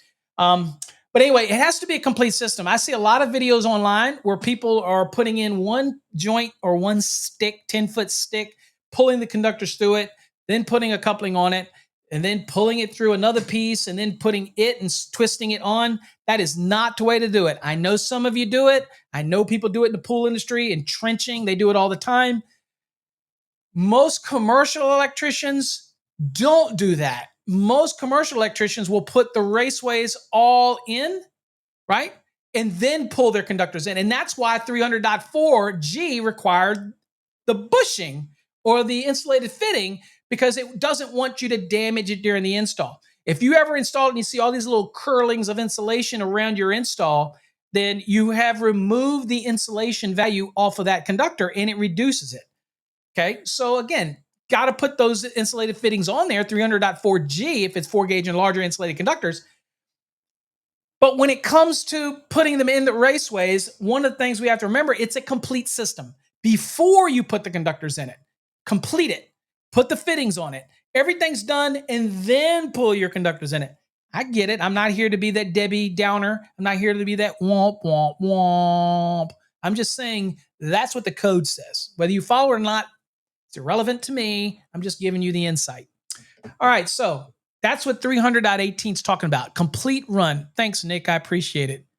Let's see. And shall be securely fastened in place and supported in accordance with 344.30A and B. Okay. So installed, fastened in place, complete run, insulated fittings where you're dealing with 4 insulated conductors and larger, and you're dealing with a raceway, all of it done before you start pulling conductors in it. Okay. Do you all do that? Hopefully you do that. Now, securely fastening. Let's read what it says. RMC shall be secured in accordance with one of the following. Number 1, it says RMC shall be securely fastened within 3 feet. We talked about this the other day. There is people out there that say within 3 feet means it has to be at 2 feet, 11 and whatever. Bullshit. Okay. It says within 3 feet. So anywhere within the span of 3 feet. Okay. Okay. There you go. All right. So, and it says, shall be securely fastened within 3 feet. That means, could I do it at 2 feet? Yes. 1 foot? Yes. Whatever. Okay. Securely fastened at each outlet box, junction box, device box, cabinet, conduit body, and other conduit termination. We don't consider a coupling as the conduit termination. Okay. So you'll see that. Hopefully they'll show the graphic they showed with the EMT when we were talking about that type of thing. All right. Next, fastening. Okay, fasteners, straps, whatnot. It says fasteners shall be permitted to be increased to a distance of 5 feet where structural members do not readily permit fastening within 3 feet. So that's an example where we talked about it. Let's say where you're in a parking garage and you have the concrete supports and they're spanning too far, or you have the metal girders that come down and you're securing your raceway, and you go from the box and there isn't one at 3 feet. Well, you're thinking, well, God, what do I do? Do I have to run a stringer from a thread all down and put a hanger on it? Or if I have, let's say, one of the structural braces at 4 feet and 8 inches, can I forget the 3 feet and just secure it at the 4 feet 8 inches? And the answer to that is yes, as long as it's a complete run of EMT. Of rigid metal conduit. Okay, so it allows me to do that. It says fasteners shall be permitted, okay, to increase the distance to 5 feet where structural members do not readily permit fastening within 3 feet. Third one, it says where approved, means where the HJ is okay with it. It says conduit shall not be required to be securely fastened within 3 feet of the service head for above the roof terminations of the mast. So this is where you're using rigid, which again, if you're going a through the eave installation for your service drop that's coming down, then you have rules for that in the installation, how much cable can come over the roof surface, that type of thing, how high up the drip loops have to be, a minimum of 18 inches above the surface area. Again, you have all these rules, right? No more than 6 feet of conductor, no more than, I believe, 4 feet into the building or into the roof line, but it's through the eave. So this is allowance saying, you know what?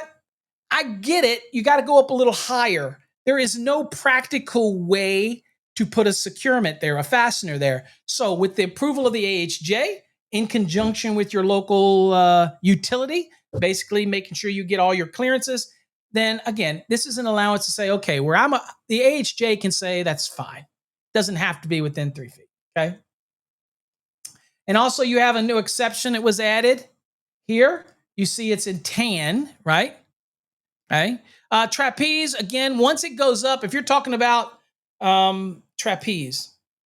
Oh, you're talking about support. No, because that's not, the trapeze to me is not part of the structural member of the structure. You're adding the trapeze, right? So you still have to secure and support it at your normal measurements. I don't think of a trapeze for the wiring method as part of any structural member, right? And it mentions the word structural member. So I don't think of a trapeze as any structural member personally. But we haven't gotten to supports yet. We're talking securement, right? So anyway, there. All right. So let's see if we got an illustration. Here you go.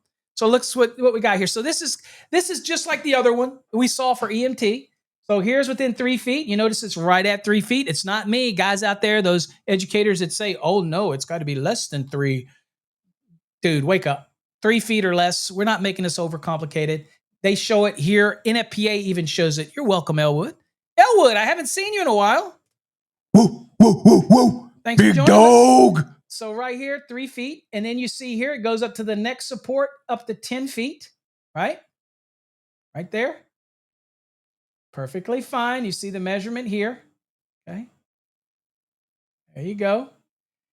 And this is the distance here. So then we got this support, and you see it 10 feet right here. Right. And then you got this support, and this support's within 3 feet here. Okay. Now, if you read the commentary, and we'll associate this with the image, it says, RMC is required to be securely fastened within 3 feet of outlet box, junction box, cabinets, conduit bodies, or other conduit terminations. Couplings are not considered conduit terminations. We can settle a million arguments now from all of those folks out there who argument saying, well, it says conduit termination. Doesn't that conduit actually terminate? We're talking about the end of its intended path. Okay. It's end of intended path into a conduit body. It's end of its intended path into a junction box, end of its continued path into a enclosure. Don't overcomplicate it. A coupling does not end its path. Okay. It does not end its intended route. Okay.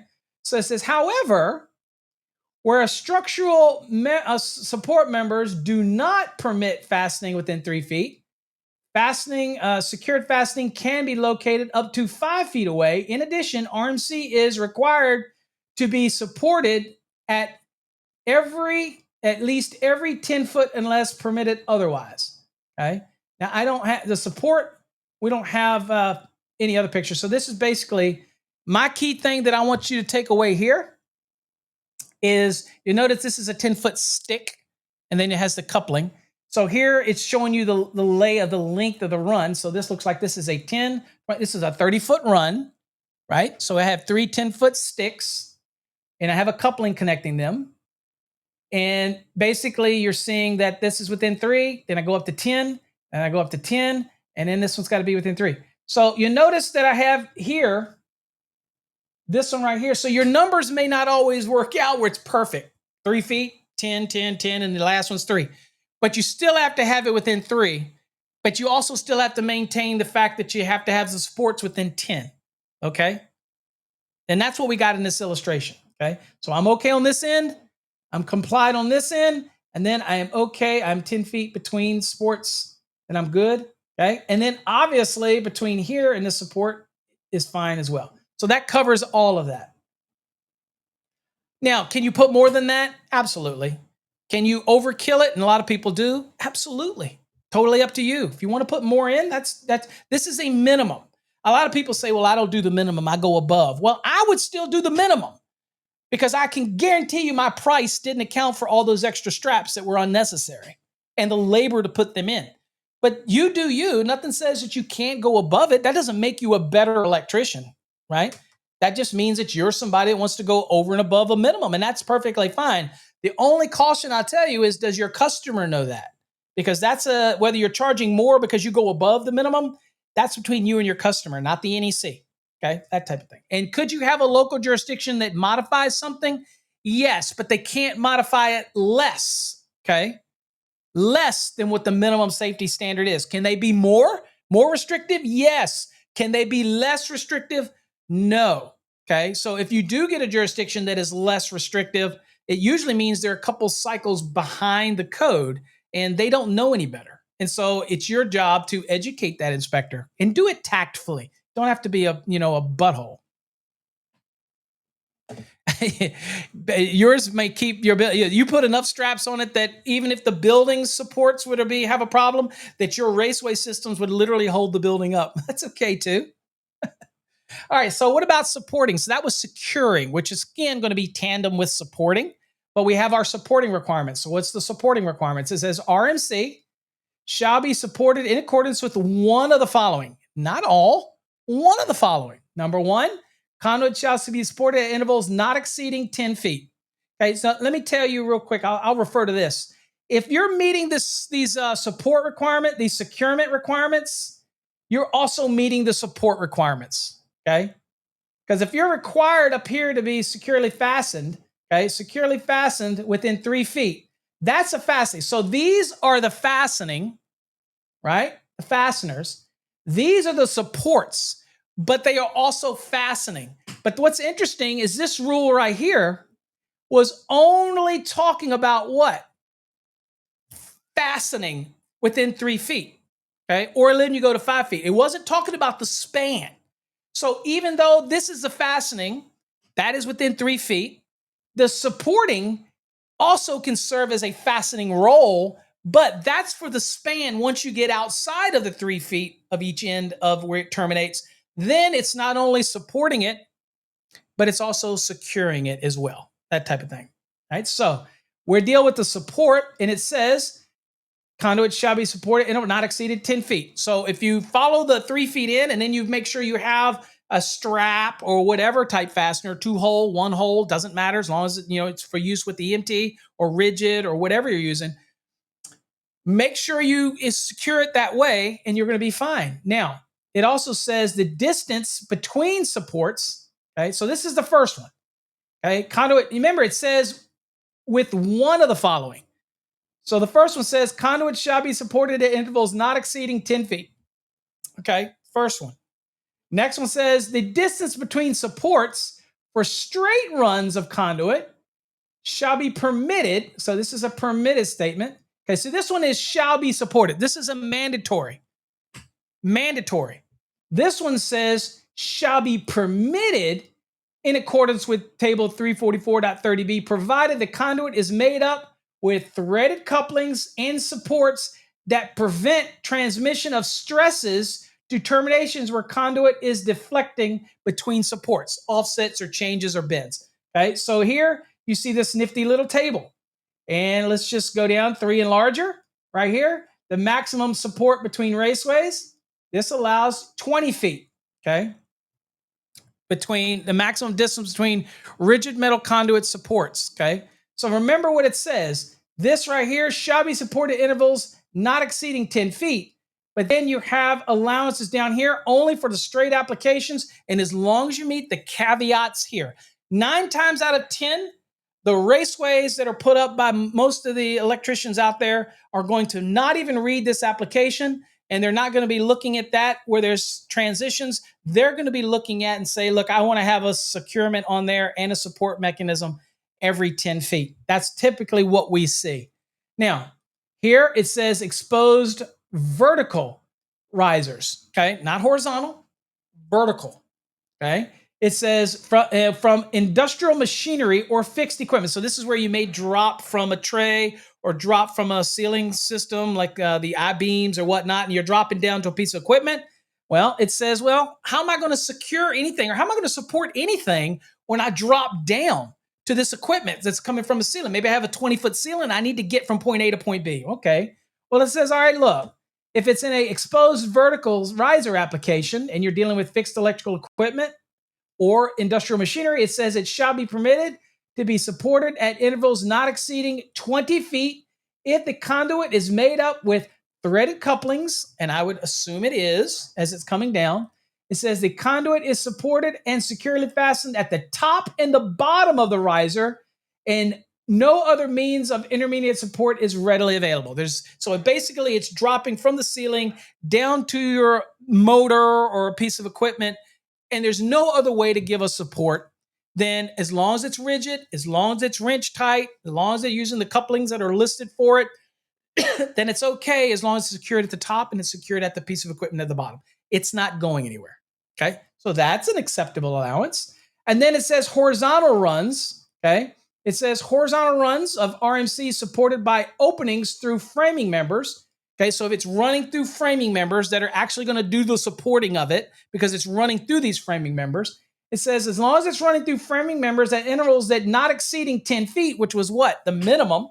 So as long as it's not exceeding 10 feet, then, and it's securely fastened within 3 feet of termination. So it's running, let's say, through framing members, for lack of a better example, board holes.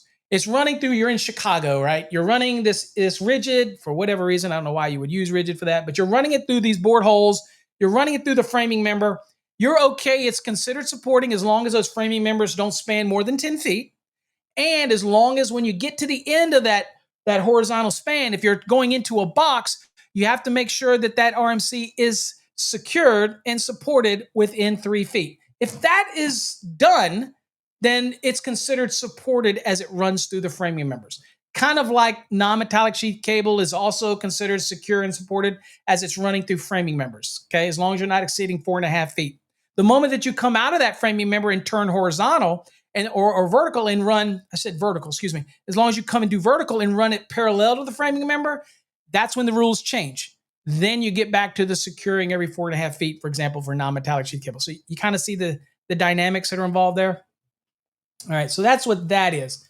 If I'm giving you an example, here you go. This is an illustration. So it says, lengths of rigid metal conduit is permitted to be supported, but not necessarily secured. Okay, so they're just basically being supported. They're laying on it, okay, by framing members at 10-foot intervals, provided the RMC is secured and supported at least 3 feet from the box enclosure. Installation where the RMC is installed through bar joists are one example. All right, so here's a picture. I don't know if I can zoom in. I don't know how well the zoom doesn't work really well for the zoom, but yeah, it's not working for the zoom. So the picture doesn't change the size. So let me get down to it real quick. I'm sorry. Playing with it as we go doesn't help much. All right, there you go. So right here, if you can see it, that you've got, here's the box. This is secured within 3 feet, right? See that? And then it's going along the span. And this is the, let's see, going 7 feet here. And then from here, It's going 10 feet. Doesn't matter. You see no straps on any of this because the securement has been done. The support portion is allowed. It's considered supported, and it's fine. Okay. So remember, people get it confused. The securement is typically within 3 feet at either end of termination. The support requirement is the span, the way it runs, and you have other allowances. Now, can you have again more in there? Absolutely, you can do whatever you want, but just remember that the supporting component in this example, it's laying on top of the structural member. It's fine. It's supported. When you get to the other end, when you terminate to a box, you make sure it has to be done within what? Within 3 feet. Okay. And you're perfectly fine. Now, I and you know that this is not typically how we're going to do it. We're going to either put bat wings or we're going to do something. We're going to basically secure it every 10 feet because that's just what we do traditionally in the industry. Okay. But just want you to be aware that the code allows for that.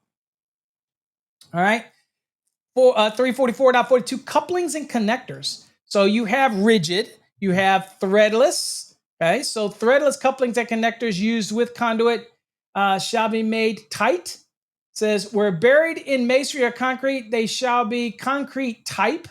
Okay, so threadless could be a compression style or whatever. Typically, rigid's threaded, but again, it is allowing for threadless type.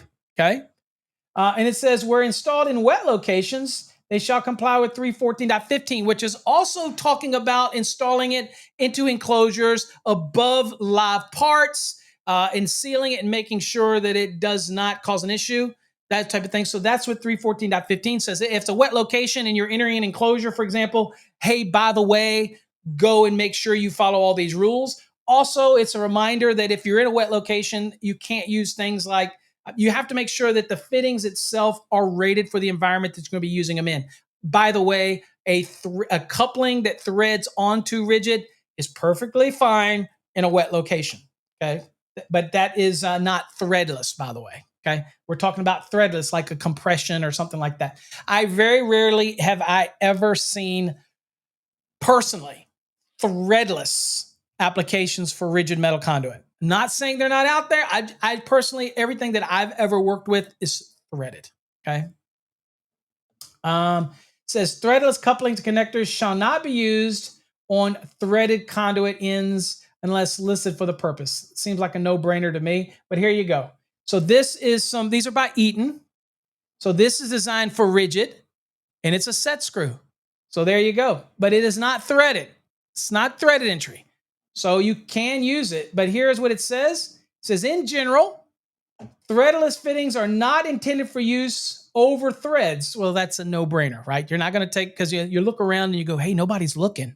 I got this threadless connector that you're probably going to pay 10 times more for because everything's threaded now. So it's supply and demand. But you got one and you're like, nobody's looking.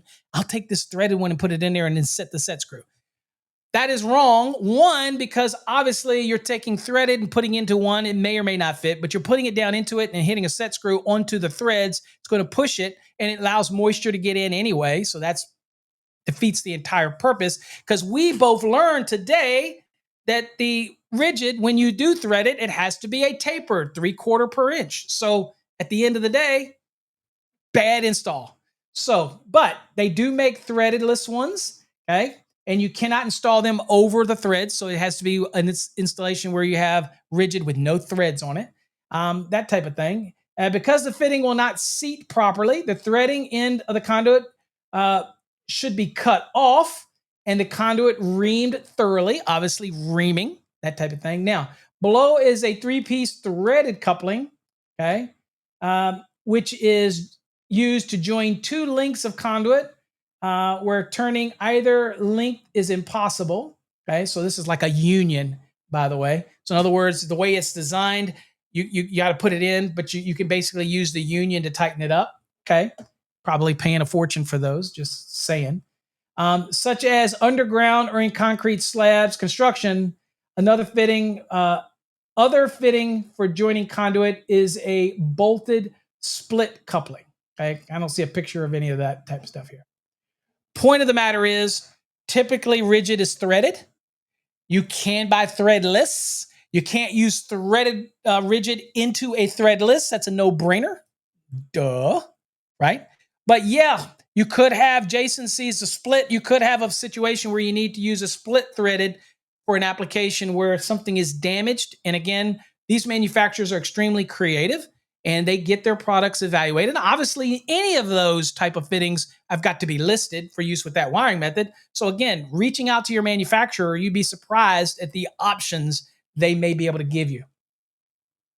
Running threads. Running threads shall not be used on conduit or connections, coupling. So like a thread all. So this is the little nipples that have the full running threads on it. Not to use any of those type of things. Okay, so we're not using any running thread application. Bushings. Bum, bum, bum. Bushings. What does it say? It says where a conduit enters a box, fitting, or other enclosure, it says a bushing shall be provided to protect the wires from abrasion unless the box, fitting, or enclosure is designed to prevent such protection. This is different than 300.4. Okay, 300.4G required it to be installed prior to the install, that type of thing. This requirement is at the end of the day.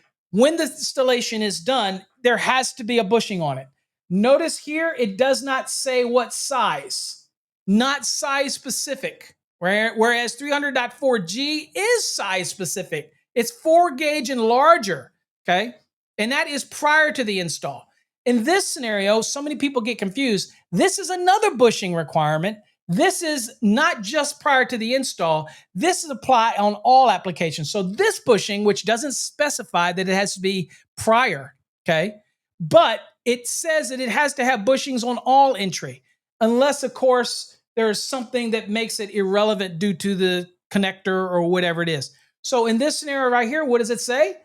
When a rigid metal conduit of any size, okay, not 4 and larger, any size rigid, it says when a conduit enters a box, fitting, or other enclosure, a bushing shall be, it's not an option, it shall be provided to protect the wires from abrasion unless the box itself, which means it could be coming in on a hub, right? A fitting or enclosed, or like a Myers hub, which is designed with a curved round edge on the inside or whatnot, or enclosure is designed to provide such protection that you do not need to provide the bushing. I can't tell you, because of the vast majority of installations, the different types of fittings, there may be different ones, okay? So you have to make sure you look at the listing for that fitting because it has to be listed, okay? So it'll tell you otherwise, okay? But I'm going to tell you right now, for most of you that are using rigid, when you start getting into 4 gauge and larger, you're going to require a bushing on there anyway because of 300.4G. You get me? Okay? Yeah, like a bell box. A bell box would have, you screw into the bell box with a rigid, for example, and it's all integral into the hub of the bell box. There's no sharp edges on the inside. So it's already designed. So no need for any additional bushings for that. Makes sense. Great. Thanks for adding that, Elwood. Splices and taps. Splices and taps shall be made in accordance with 300.15. Remind you that, again, this just talks about splices. Oops, sorry about that. Okay. You are not going to make any splices within the conduit. Okay. So again, this just talks about different splices and taps, but I'm talking real when it comes to rigid. Despite this sending you to 300.15, despite that, you are not going to ever make any splice or any tap inside of the conduit. Junction boxes, if you're making it in junction boxes, you got to make sure the splice is insulated. It matches the insulation of the conductor, equivalent, all that type of thing. It has nothing to do with splicing or tapping inside of a conduit. Not going to do it. Okay. Grounding. This is at 345.60. Remember, we saw that previously in the other ones that we looked at for EMT. Here, RMC shall be permitted as an equipment grounding conductor. This also jives with 250.118, so no brainer there. And now you got part 3, which is construction. This is inherent by the manufacturer, but we'll just look at it really quick. Okay, rigid. It can be steel with a protective coating like galvanized. That galvanization is the protective coating.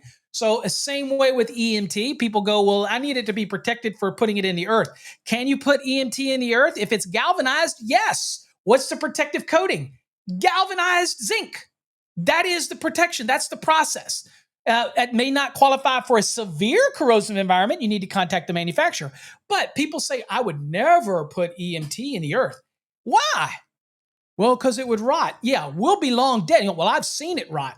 Well, there's a high probability that what you used wasn't galvanized. It was just a unprotected ferrous type of EMT or something like that. Now, if you don't like doing it, again, don't you do you. I'm just telling you, go look at Steel Tube Institute. The testing they've done, it's perfectly fine. But I get it. Most people do not like putting EMT directly in the earth, but the code allows it. Same with this. There's many people who would cringe at putting rigid metal middle rigid conduit in the earth. With the code we saw earlier says you can if it's got that protection on it. If it's a severe corrosive environment, then you may have to add a little something, something. Okay, deal with the manufacturer. But how is it made? Well, it's made with steel with a protective coating. It's made in aluminum. It's made in red brass, and it's made in stainless steel. Those are your different construction methods. Okay, the markings 344.20.